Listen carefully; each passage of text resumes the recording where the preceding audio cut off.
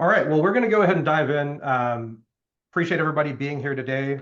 My name is Bob Myers. I'll be presenting today alongside a couple of my colleagues who I'll introduce here in a moment. We're here today to cover in the next hour or so an update on Interop's io.Intelligence initiative. You'll leave today with a good sense of what that means, what we've been investing in when it comes to AI enablement. We'll also share plenty of real-world examples, notes from the field, and ultimately a live demo of some of the product capabilities that we've been building. Some quick housekeeping items. We do have a Q&A enabled during this session, so at any point, if you've got questions, feel free to put those into the Q&A section of the webinar. We will be taking those at the end, so we won't be doing them in line with the presentation, but at the end, we'll have a dedicated Q&A session, and we'll make sure we get to all your questions at the end of today's webinar. All right, so quick intros here. As I mentioned, my name is Bob Myers. I'm the head of io.Intelligence, Interop's latest initiative focused on AI enablement. I'm also the SVP of Product Management. Excited to talk you guys through our new initiatives today.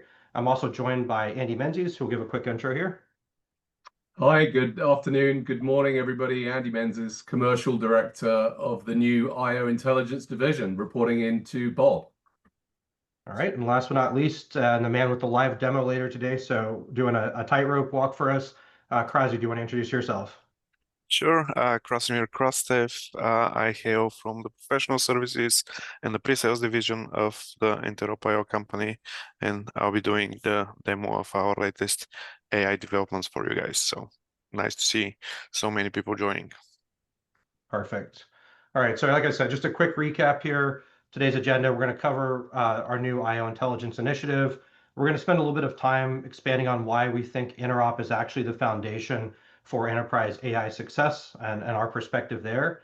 We will share some notes from the field on how we've seen clients successfully deploy Copilot specifically in Interop-enabled environments and some lessons learned there. And then we'll have a demo of IO Assist followed with a Q&A. We'll do some quick scene setting here. I think fortunately for everybody, this isn't going to be a jargon-heavy session. That's not our goal today. There's definitely an alphabet soup out there today when it comes to AI and everything related to it, but there's a couple of priors I wanted to cover here before we dive in. Today, largely we'll be talking about the ways that copilots or assistants or conversational user interfaces to AI can add value into the enterprise. I think we're all familiar with these, maybe in our personal lives, things like ChatGPT or Claude.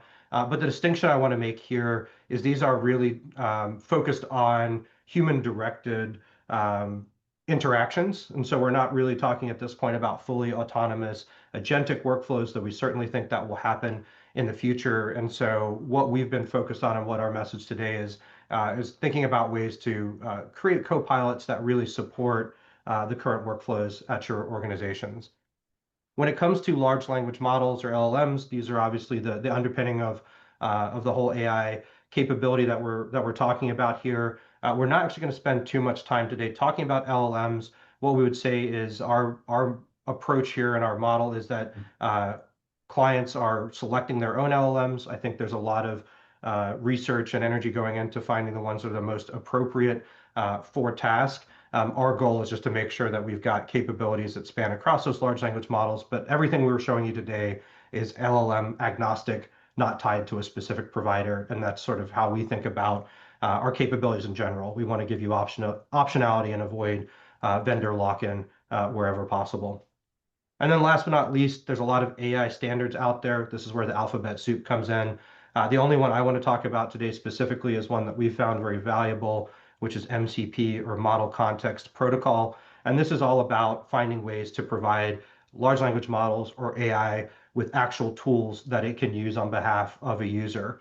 And so for Interop, what this means is having methods that are tied to specific applications that are discoverable and callable by AI. And the distinction here is what this standard allows AI to do, and what we think is a really game-changing capability is that it allows copilots to take action instead of just providing answers to you and your users.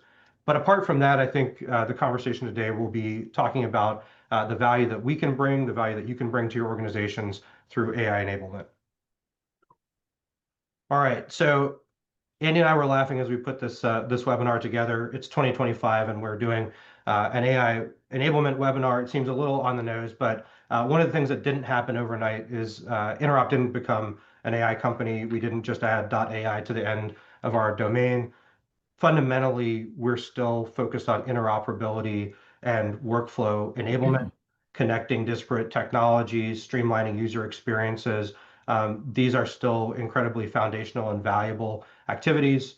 We have a good awareness of the application landscape inside of the enterprise and the complexities and challenges that come with that. But we do firmly believe that AI can add value both to our interop clients, but to the workflows and the way that that users engage with data and applications. And so our focus here isn't necessarily on coming, as I mentioned, with an LLM of our own or any strong opinions there. What we're really trying to find is ways for those tools that are coming online and those new technologies and techniques to fit into the work that you're already doing today in a way that adds value quickly and safely. So why interop and AI? The general challenge that I think everybody that we talk to in the market is experiencing is that AI has a lot of promise. Things that used to be impossible are now possible. Workflows are potentially being completely reimagined. But the problem that we see with many of the solutions and vendors that are popping up onto the scene is that they're sort of bypassing all of the foundational work that is critical for success in the enterprise when you're deploying new technologies. Most of the folks on this call will have well-established ecosystems and frameworks around applications, the accessing of them, the permissions, the entitlements, the usage, the accuracy of the data and decisions that can be made using those applications. And a lot of the AI solutions today sort of don't have a full awareness of that 360-degree view of the landscape or undercut the governance that you've put in place. And at worst, they act in silos and you end up with a proliferation of technologies across different parts of your organization, which is not ideal. So for us, the solution starts with what we've been focused on for a long time, which is unifying the applications into a single control plane or fabric, which is a great place to then introduce co-pilots into your enterprise and into your users' workflows. This is governed. Most importantly, it's context rich. AI requires an understanding of the work that's being done and a lot of prior information and context around what is required or needed to complete a task. And it's also focused on users, their permissions, their control, and their accountability to the actions that AI takes on their behalf. And so the solution for us is really making sure that AI can fit seamlessly into interop-enabled environment. And we think that this has yielded great success to many of our clients that have tried it today. And for those on the call, I think you'll leave today with an appreciation of why that's a really great foundation for your AI success. So specifically, how do we Interop deliver AI quickly and safely? We've been having this conversation for the better part of a year with our clients. And one of the things that was clear to us is that we were going to need a combination of product capabilities and then expertise when it comes to consulting and implementation of AI solutions to better enable that product development and also the acquisition of that type of expertise when it comes to AI implementation. We've created a new initiative called io.Intelligence, which is a dedicated business unit that's focused on accelerating our product investments and also our expertise so that we can work with clients to build out and the near-term co-pilots that are introduced into interop-enabled enterprise environments. And so think of io.Intelligence as a focused investment from Interop. We've got resources behind us, we've got capabilities, but more importantly, we stand ready to help you with your AI initiatives, small or large. So that's a nice segue into the next part of our presentation, which taking a step back and maybe not even talk about AI specifically for a minute, we do genuinely believe that interoperability is the foundation of enterprise AI success. And I'm going to turn it over to Andy to expand a little bit more about what we've been hearing in the market and what our thoughts are on that topic. Great, thanks, Bob. So we're not an AI company. What the hell? I thought every software company on the planet was now an AI company. Doesn't the marketing department just stick AI on everything and you're done? If only that were that easy, Andy. Yeah, well, hey, firstly, many thanks to those of you that have taken the time to join us today. I've also taken a look at the names, and it appears that we have a healthy mix of existing customers, thank you, and prospects, which is great. I'm also pretty pleased to have noted that a good representation from the business would appear to be online as well as from technology. And that pleases me immensely, as what we really do is we drive rapid value for the business, not just technology. You know what? I mean, the little pun about AI at the beginning of my pitch or my presentation is really because, isn't it hype? There's hype everywhere about AI. Wherever you go, the local pub for me in the UK, any social media site that you'll see or read about, AI is there. But is it hyped? You know, I don't think it really is. I think there's just a lot of marketing around it. And what I mean by that statement is that most firms are not even scratching the surface. You know, I have it on pretty good authority from my pals at Accenture that most of their paid projects are really just pilots or proof of concepts, and very few are actually in production for mission critical deployment. And what I'm really excited to talk to you guys about today is the fact that that's not true of Interop. Our io.Intelligence division has already been working with a tier 1 client on the sell side and the buy side. They're represented as a tier 1 bank, specifically in their private banking and their wealth management divisions. And for some time now, they've been experimenting with deploying Gen AI in conjunction with interoperability. And I have it also on good authority that they've deployed 30,000 Gen AI co-pilots. That's 30,000 users, which is built on their proprietary LLM, their LLM suite. And it's basically a real-time intelligent co-pilot for financial advisors. It's designed to reduce the time taken in research and administrative tasks, enabling to generate reports, market data analysis, search financial documents in non-structured data, do internal policy reviews, and all using natural language, i.e. the capabilities of Gen AI. They simply ask a question in the chat window. Perhaps the most interesting part about this is the metrics that we take away from what they've done over the last year. They're getting a 50% increase in user productivity and revenues, and they've apparently got more than 80,000 assets, 80% assets under management or supervision as a result of being able to deploy some of this automation to the co-pilots. And all of this is done and built with enterprise security and compliance in mind. The io.Intelligence platform is essentially their bespoke Gen AI deployment for secure, human-guided Gen AI assistance. Now, be aware, according to Gartner, about 95%, and I'm sure you've read this, of Gen AI will fail. We need to ask ourselves the question, why?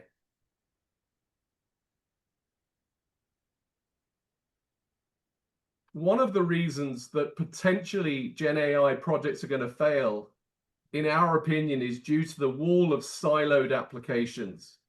The key to moving from pilot to production is not just the AI model itself, but the digital plumbing that connects to your business.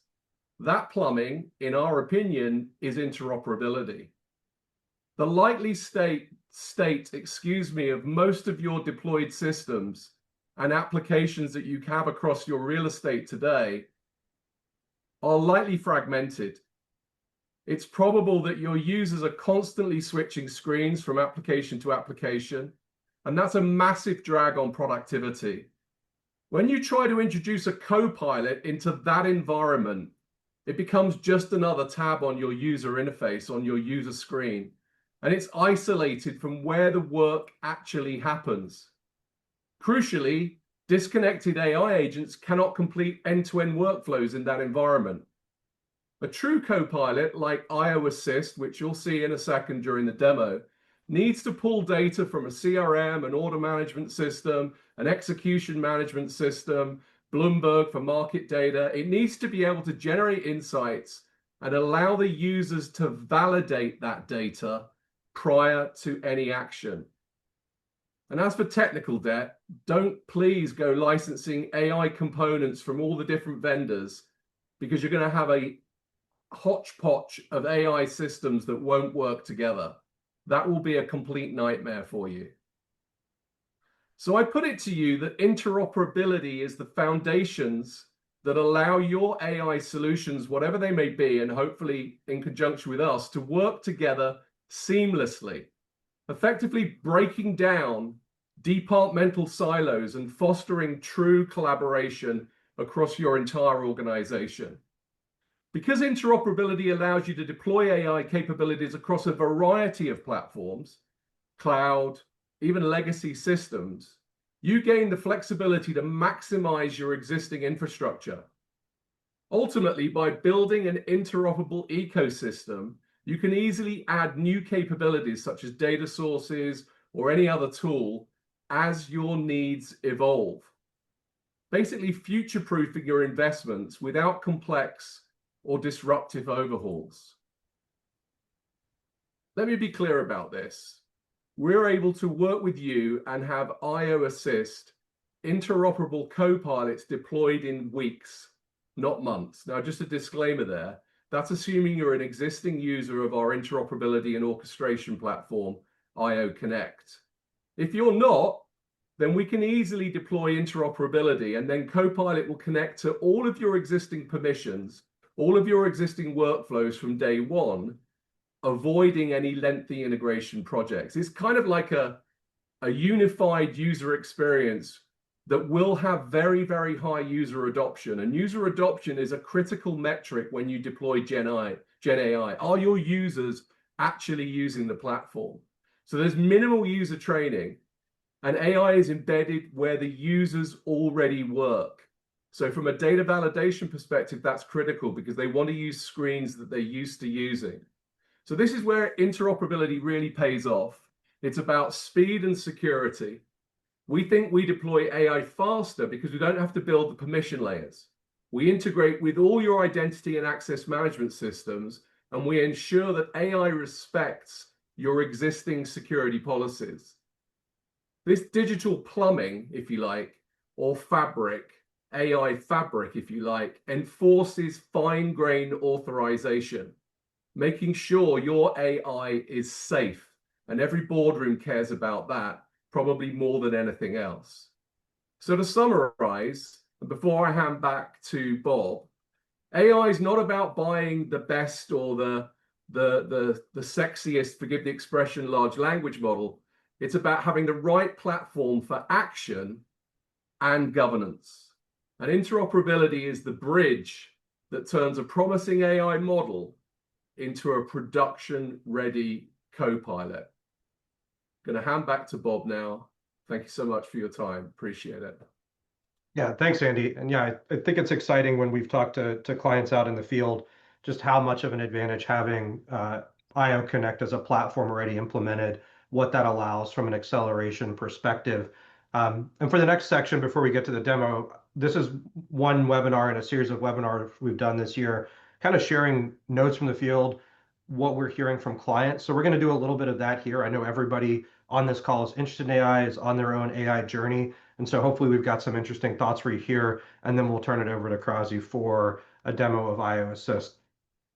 So the first thing I wanted to cover is just some quick bullet points on notes from the field. Some of these will be basic, but I think they're interesting enough to share.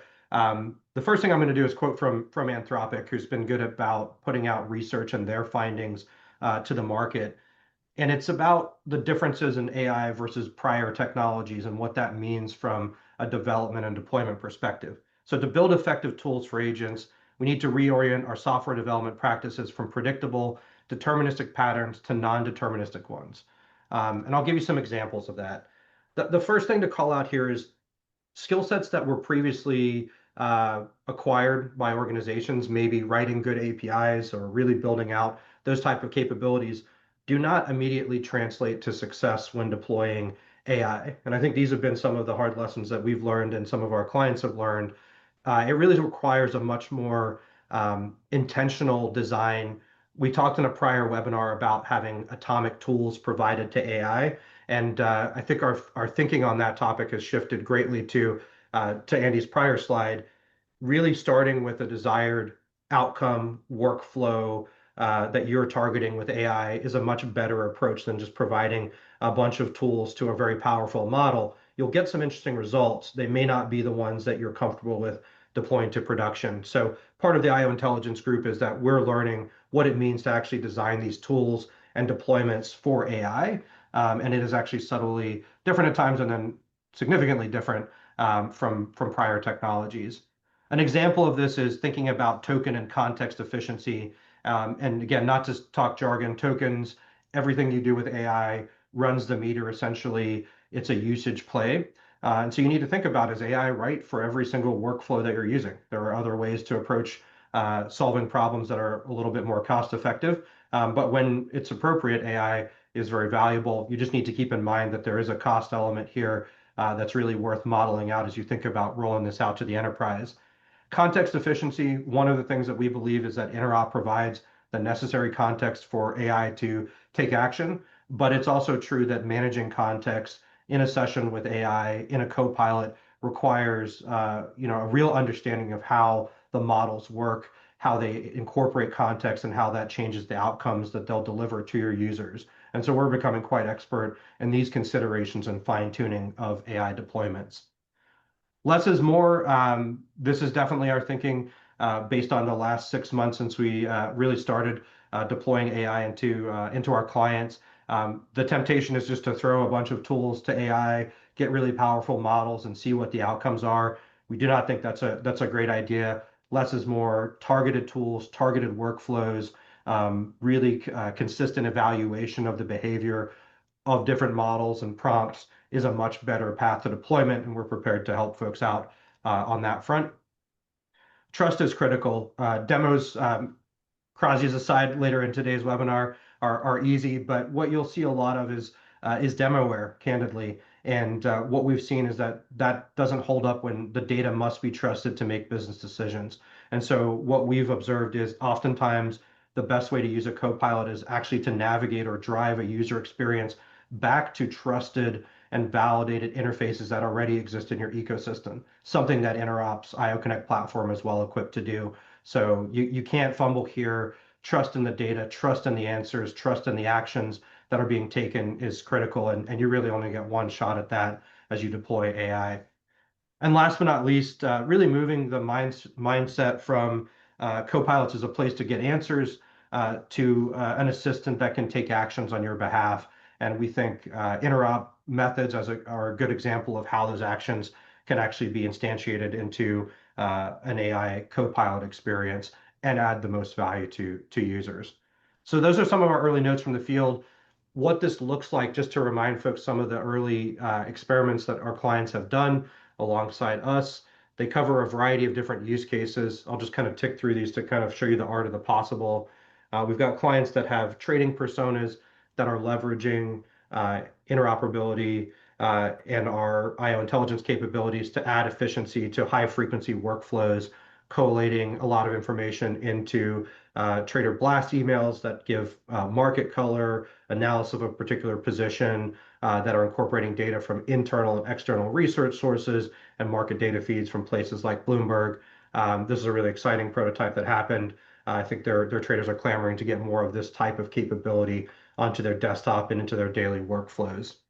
The next example is kind of a simple one, but high frequency activity, again, simplifying the trade entry process, being able to enter in a requested trade in natural language and having Interop and AI work through that, form a trade ticket through the appropriate syntax, tee up the appropriate interfaces for a user to review before entering in an order. It seems simple, but it actually is a multi-step process that with io.Intelligence is kind of a one-shot deal.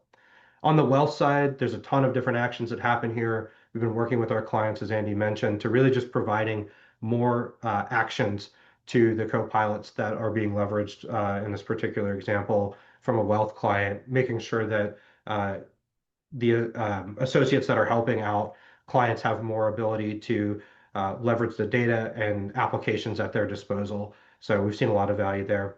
And then last but not least, most of our clients are capital markets firms, and we're focused there predominantly, but we've also been working with some SaaS vendors just to build out co-pilot experiences to go with their specific SaaS solutions, developing a connected co-pilot experience that they can deploy to their end users as well, focusing on some of the common patterns we see in the industry. So things like our Salesforce adapter and interop methods for those clients. So I'm sure everybody has their wish list at this point of workflows that they'd like to deploy AI into. but these are some of the ones that we've seen early success with our clients. So how is Interop actually bringing AI into the desktop? Let's get a little bit more specific here. So from a product capability perspective, we focused on two core areas today, and we've got some kind of future areas that we are doing some R&D on. The two areas we've got capabilities today are our IO Assist Copilot, which is what Krazi will demo today. It's a model that says you bring your LLM or LLMs, and we'll provide everything that you need to deliver a powerful Copilot with minimal disruption into an Interop-enabled environment, whether that's desktop or browser. For those of you that may already have this type of capability or a Copilot that you've built out, this can be a headless component, and we can handle everything on the back end. But the key here is that we're providing tools and capabilities to copilots that would not otherwise have been available. The next thing we've built out is an MCP server. Again, we're bullish on this standard. We think it's very valuable.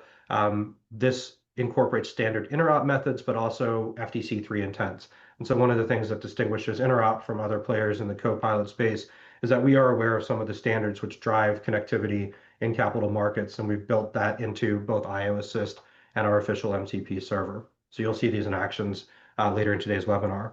The last two bullet points are things that we're actively exploring that we're very excited about.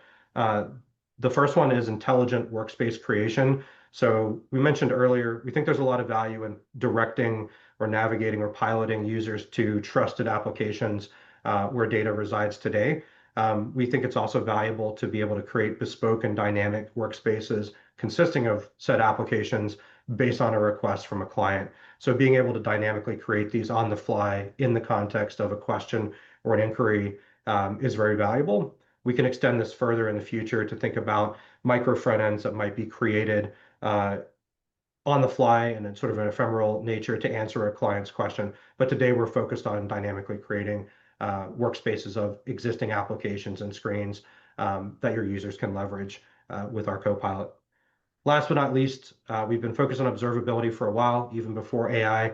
We think this is even more important now that there will be agents and copilots taking actions alongside of humans. So we're exploring ways to ensure that our IO insights and telemetry capabilities extend to these areas as well. This is not just basic monitoring, though that is important. What are these, AI copilots and agents doing?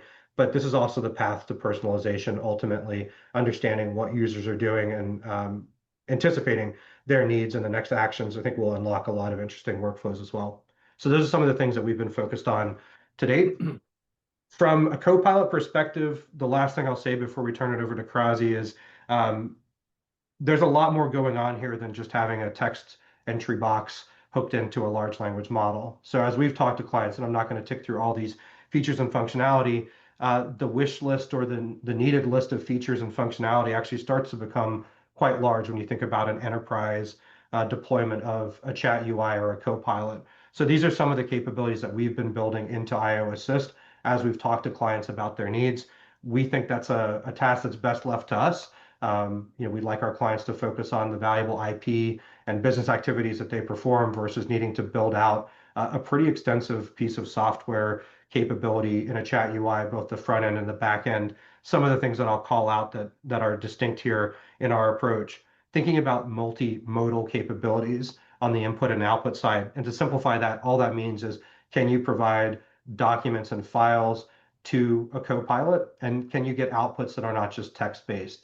So we think that's really where a lot of the usage of Copilots needs to evolve, creating work products as an output, taking documents in various formats as an input or streams of audio or text. We're working on that. The other one I wanted to call out is just the awareness of things like FTC3. You're not going to see this in an off-the-shelf Copilot experience. A lot of us have invested heavily in this standard FTC3 enabling applications and ecosystem and workspaces. And so our Copilot comes natively with that type of functionality and support built in. So we won't go through these. Krazi will touch on a lot of these capabilities. The takeaway is that the enterprise use case really does require an enterprise Copilot to match. So without further ado, I'm going to turn it over to Krazi to talk about our IO Assist Copilot and its capabilities. So Krazi, take it away. Thank you, Bob. Let's locate the right screen to share. And if you can quickly confirm, if you can see my castle and the audio is good. I can see your castle, Krasi. Looks nice. Yeah, yeah. This is actually the Neuschwanstein castle in Germany. And if you feel it's familiar, it's because you see it every time you see a Disney movie, because it's incorporated in their logo. It actually changes every minute. It was a sand dune a couple of 30 minutes ago. Anyway, Right on. so thank you all for attending.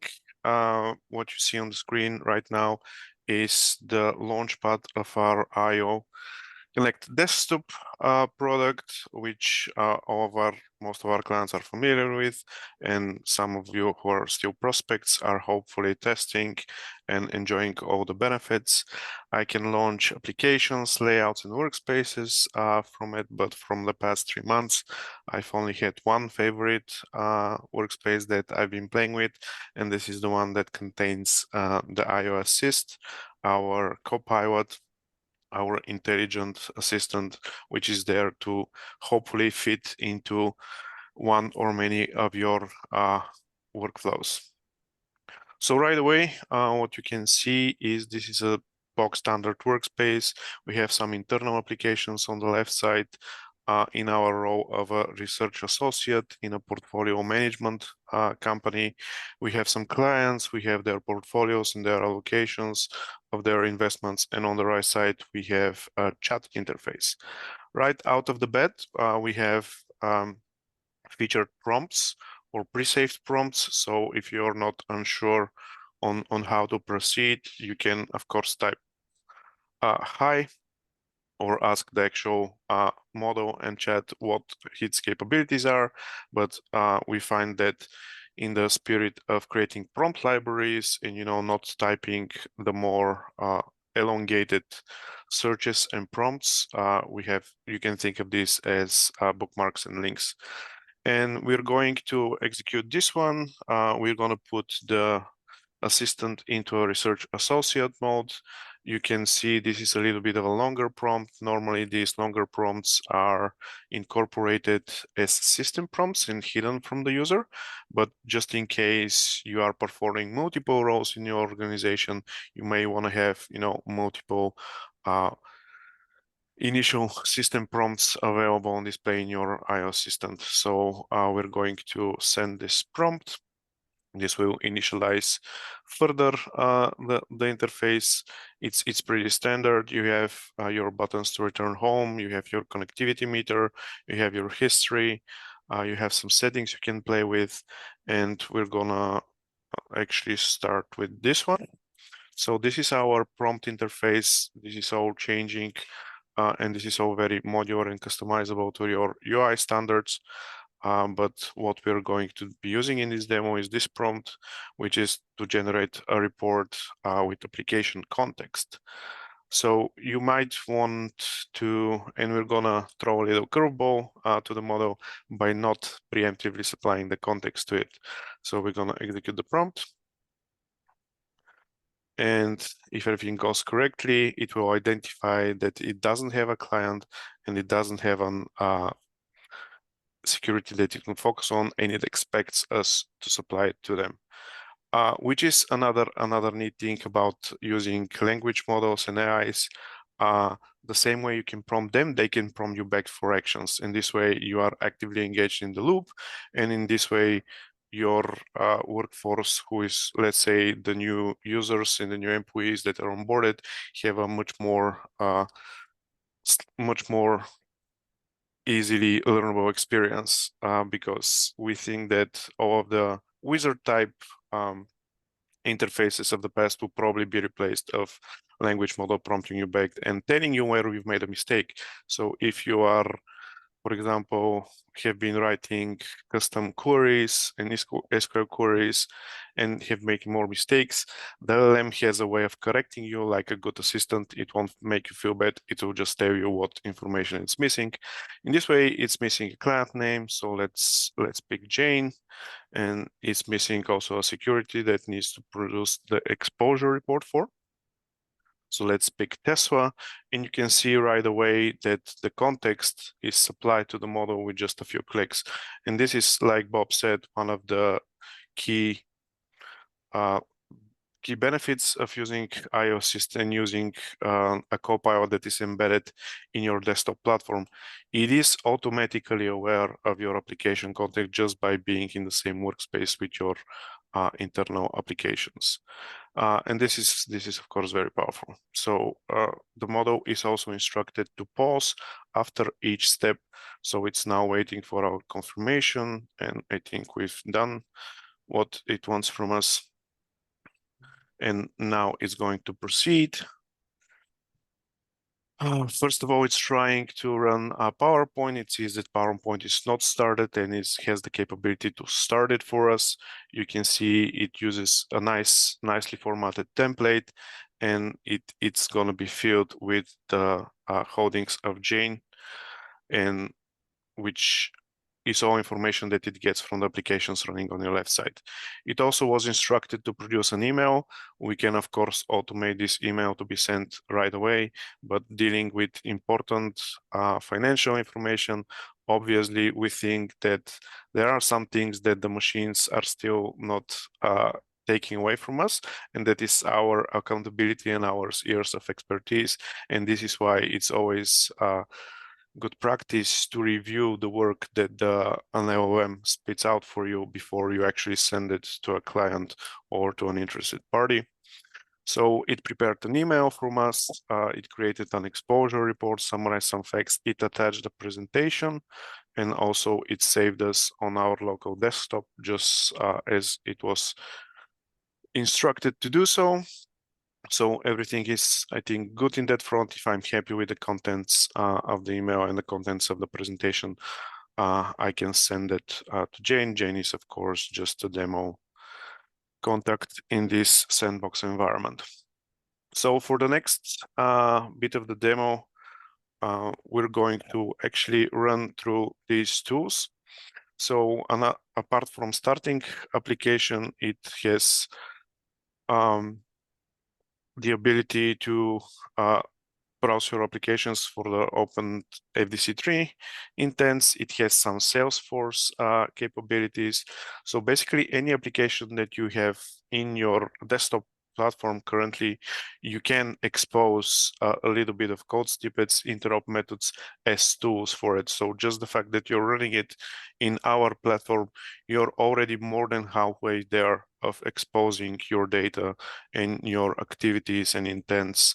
And like Bob said, the applications that have been working with for the past 10 years to language models and smart assistants such as this one. You have the capability of disabling the tools. This is very important because, just like Bob said, in our research, once you start supplying the models with too many tools, there will be confusions and hallucinations. So working with a lower number of more composite targeted workflow tools will yield better results for you in the long run. Here in the admin panel, you can tweak some of the parameters of the models if you want to. Temperature is something called a hyperparameter that is trying to optimize the model and try to make it more deterministic or less deterministic based on your needs. You can also, you probably won't be working with as many models as we are in this test environment, but there is also the capability of switching models on the fly. So for the next bit of the demo, could you start a CRM system and see if it will correctly identify that our CRM of choice is Salesforce, and it will prong back the platform, see what applications can be started, and successfully find Salesforce and start it for us. We're gonna put this in the workspace, and we're gonna slightly minimize those applications so you can see better. And let's see if the assistant can locate Jane's page. So can you show me Jane's SF?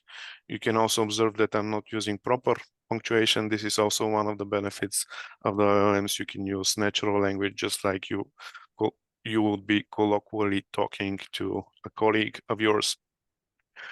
It, of course, was able to successfully do that. It searched for the details, located the email, which is the thing that we're using to synchronize those pages. And for the last bit, we're going to ask it to, can you add a note with the new report? So for compliance and history reasons,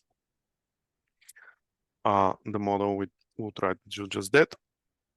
It correctly identifies again the tools. There is always this back and forth between the model and the platform. You know, it's trying to find its way of what it can do. This is not pre-programmed. This is happening in real life, and the note is successfully added. It's been telling me that, but Salesforce is a little bit slow on refreshes. So if I do a manual refresh, you're gonna see the note created just now with the contents of the email that we sent to Jane just a couple of minutes ago. And this is just, you know, a small example of what smart assistants can do for you in your daily workflows. And I hope you enjoyed the demo. Nice. Krazy, appreciate it. That's awesome. Also love that that was a live demo. It takes a brave person to work through Or that. a crazy one. Either one, your words, not mine.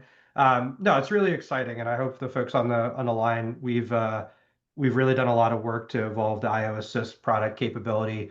I think it's really capable, and you're seeing the full power there of not only the IO Connect platform, the window management, the workspace management, the context handling, but also a lot of the adapter ecosystem that we've built out. And so hopefully that sparks some thoughts of how you might think about deploying this into your enterprise to your users. That being said, Andy, do you want to kind of talk about maybe the call to action here and next steps, and then we'll go over to a Q&A? Yeah, absolutely. I mean, look, the bottom line is that we don't think that we're in a world of selling, we're in a world of informing right now. So sharing some of the example, a specific real example of a huge deployment with a mega bank was about providing you guys with information rather than necessarily trying to beauty parade to sell you anything. But I think our arguments are strong in terms of interoperability and orchestration as the digital plumbing that enables rapid and secure deployment of Gen AI or co-pilots or a combination of all those things in a safe and secure manner, which, as I know from previous roles with AI companies that were bringing technology to market a wee while ago, is the most important consideration for the boardroom. And this is a business investment rather than purely technology. So with that being said, what we found to be super effective is to put together proof of values. I noticed, by the way, Bob, you had POC on one of your slides. I should have picked that up. We don't do proof of concept, we do proof of value. So we'd like to identify a business case, something that would enable us to deploy a proof of value to demonstrate that we can do this rapidly and in a secure and safe manner. We do it in a consultative manner, minimize the risk. And to kick that off, what we would ask for potentially is, a little bit of consultative time to listen to your challenges, your needs. I guess most of you on the call have actually tried to do something, or maybe you have something deployed. That doesn't mean you can't run something like this in parallel in a specific siloed use case with some specific business metrics. So that's the proposition. Let's use two of these and one of these, and in a consultative manner, talk to you about your challenges and see if we can't prove the value in short order. My last slide that I didn't talk to in any great detail is an example of how we've done it with other clients, identifying that desired use case, keeping it tight in terms of critical success factors and delivering accordingly in an interactive and consultative manner. I think that's the next stage. Bob, does that answer your question? Yeah, it does. And I think we stand prepared to engage with clients. We're looking forward to that. As a quick related note, I think we have a poll that we'd like to put up there. Fill this out as you see fit. It's kind of open-ended. We're just interested in what the biggest challenges that you face today in your organization. So that'll help us kind of align some of our thinking as well. The next thing before we get to the Q&A, I wanted to call out, for those of you that are able to make it, we are having our client forum in New York on October 23rd. If you'd like to continue the conversation there, most of the io.Intelligence team will be in person and available to chat, to go deeper on any use cases or potential POV examples.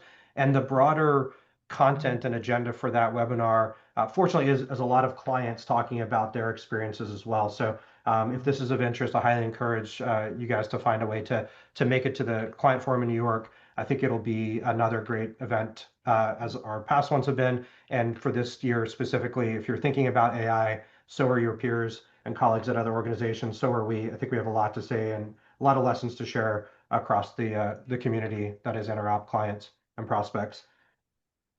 Perfect. So without further ado, we are going to go to the Q&A. Just go ahead and stop sharing my screen for a second so I can get over there and take a look at some of the questions. Again, feel free to drop anything in here that you want to ask us. We'll kind of be reading through those. So the first question I have here, Andy, I'm going to direct this one to you. Kind of a multi-part question. What metrics are your early adopters using to measure success with io.Intelligence? Beyond time savings, how are enterprises quantifying the business value, especially when presenting the case for investment to leadership? Oh, wow. Okay. It's a good question. Yeah, it's a great question, and I think probably the answer in terms of the most important metric that people are looking at will surprise people. It's actually adoption. You're changing the way people work. Human beings are quite static in their ways or fixed in their ways, particularly my generation. Not that I necessarily want to share anything ageist, but we like to use what we've always used. The commentary that was made earlier during the presentation about bringing users to the workspace that they're accustomed to working with, to validate accuracy of AI, most users are going to be more comfortable seeing and viewing that data in an environment or a UI that they're used to using on a day-to-day basis. To have it presented in something new causes people to perhaps question the validity or the accuracy of the data. And everybody knows about the challenge of AI in the context of large language models or even small language models hallucinating without deploying a whole bunch of other technologies, which we've sort of alluded to. But anyway, so the most important metric is adoption rate. So that's the number and or the percentage of employees who are actively using the Copilot on a daily, weekly, or monthly basis, because what's the point in deploying technology if users aren't using it? So that's a really important one. Perhaps the frequency and the intensity of that use. Are they using it once a day? Are they using it as part of their day-to-day capability? If you think about that mega bank use case that I gave earlier, that's 30,000 users, and they're tracking, in addition to usage, the needle move in terms of, we've invested all this time and effort and money because these things don't cost, they're not for free. What is the return on that investment? And they're getting 50% increase in revenues and productivity for their users, as well as better supervision over more assets. So that's an important consideration. And a whole bunch of others, and probably the next one on the list would be efficiency and productivity in respect of time saving. That's probably the second. And there's a whole bunch of others, and I guess you don't want me to go on for 10 or 15 minutes, so I'll leave it at that. They would be the top two: active users or adoption, the intensity or the frequency with which they're using those co-pilots, singular or plural, and the perceived time savings, which may well be monitored in a number of different ways, including things like task completion. If you think about Kras's demo, there's a series of automated workflows that we still think humans need to be involved in for the reasons that we've given. What's the task completion time as an automated process using IO Assist, as opposed to opening and closing all these different apps and copying and pasting data and sticking it in all the different applications? How much quicker is it? as a result of using IO Assist and interoperability. And I think probably most of you will appreciate straight away that it's much, much quicker. So yeah, I'd leave it at that, but there's a whole bunch of others. Okay. Yeah. Great perspective, Andy. Appreciate it. The next one, this one's for you, Krazi. It's a good question. So you obviously gave a nice demo today. You've been spending a lot of time in IO Assist and in Copilots in general. From your perspective, how much training do end users typically need to leverage a tool like IO Assist? Excuse me. Is this something business users can pick up quickly? What's the learning curve? What's the deployment curve? Yeah, sure. Like I alluded in the demo, it's really easy because the models and the assistant will correct you if you haven't supplied the right data in the right context. So it is actually a nice learning tool. And in my experience, models are quite bendy in that you can bend them to direct them to achieve your purpose with one prompt or with more prompts. So as users get better, with prompt engineering, and we've seen some of our clients already hiring people for that role. They will start to work with the models and the assistants more efficient. But even a new user, it will just take him more times and couple of trial and errors, but he will get to the same end result as let's say a senior user or a power user. It's just it's a learning curve, but it's a very pleasant way because you are essentially talking to a person, and a person that is has no malice towards you and is there to accomplish and assist you in the task that you're trying to accomplish, and is helpful in more than one way. So I think it will be very easy, and I think the same way our generation and our kids got used to touch interfaces, the next generation talking to an AI would be just like they will be born inherently with it. Yeah, it's a good perspective. I think for me, the end user experience is it's pretty intuitive. It's a pretty natural way to engage with the system, and to your point, comes with actually a lot of a decrease in the learning curve, just in terms of even understanding which applications or which workspaces could potentially accomplish a particular outcome or task. Maybe just a counterpoint, I do think there is a large amount of knowledge that engineers and the technical folks that are implementing these systems really need to be aware of in the background. So how do you monitor and evaluate what these systems are doing? How do you build an appropriate kill switches and off ramps into these types of deployments? And I think that's the balance that we bring here, which is for the end users, the experience will be very enjoyable. From an implementation perspective, there's a full set of features in the background that are really the controls and the governance that are necessary, not only to turn one of these systems on, a Copilot deployed across all of your end users potentially, but to monitor them and make sure that they continue to operate at a desired level of accuracy in the enterprise. A couple more questions here. We'll try to get to as many as we can. This is a good one. Can we set different permission levels for different user groups, and what happens when copilots encounter ambiguous situations or conflicting data across systems? So I'll assume this is in reference to IO Assist. The short answer is yes.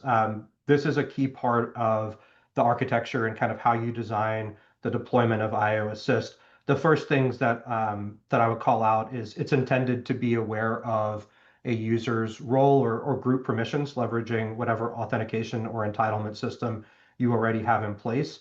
The prompts that appear, for example, in Krazi's demo, are not necessarily always going to be universal. There will be some universal prompts, but based on your role and the tasks that you're trying to accomplish, those can be dynamically curated and provided. And the same is true with tools. So we talked a little bit on this webinar about how we think it's a bad idea just to provide, potentially hundreds of tools to an AI system. We also think you need to be judicious in what you provide to the end users and what you're comfortable with AI doing on their behalf. So the permissioning level would say for each user that's leveraging IO Assist as a co-pilot, the administration of that has full control over prompt libraries, tools that are available. And just another kind of basic example that is a decision point for your organization is whether you want these co-pilots to have access to, for example, web search. Do you want them to go external from your organization, or do you want them to be limited to knowledge centers and repositories of information that are internal to you? Those are things that we can help you think through, but ultimately are enterprise decisions based on your risk tolerance and hopefully through us an understanding of what the trade-offs are to some of those capabilities. But it can be very fine-grained. There's a lot of controls that could potentially put in there. We don't really think end users should be playing around with things like LLM temperature or token usage. Those are much better set by an admin upfront for a desired use case. But we're happy to talk through those. So very fine-grained permissions, as you would expect for an enterprise capability. You need those controls in the background. All right. Let's see here. Just kind of reading through some of the questions. This is a good question. I think it's for Krasi or Andy. Can you support us in exploring hands-on how IO Assist works out of the box with our existing Interop-enabled applications? And Andy, that might just be an extension of what our POV engagements look like, but do you mind expanding on that? Yeah, no, sure. I mean, I think a proof of value in that context would be a perfect way of exploring how that would work. So, you know, set up a well, I mean, probably take that offline, I think, really. I mean, yes, I mean, it's a perfect way of embracing io.Intelligence in the context of IO Assist, bolting onto an existing deployment of IO Connect where interoperability and orchestration already exists, presumably, and deployed in pursuit of that productivity gain that we offer. So let's bolt Assist, IO Assist on top of that, and in conjunction with Krasi and perhaps a couple of other people on the team, you know, define the critical success factors that need to be achieved in order to show that value. It's a bit of a high level response. Yeah. I'm sorry, but No, it's perfect. it makes sense. And what I would say is out of the box, we've got some tools that we've defined that we think are very helpful. So the most basic use case is just piloting an existing interop platform, right? So IO Connect, can you find applications? Can you pass context to them? Can you find workspaces? Can you pass context to them? So getting started, if that's I think I'm understanding the question correctly, you know, out of the box, those are what we call system methods in the IO Connect world. These are things that you already have available. So that it's possible to get started very quickly with those types of use cases. The nice thing there is also limiting the amount of data that you're passing back to an LLM, for example.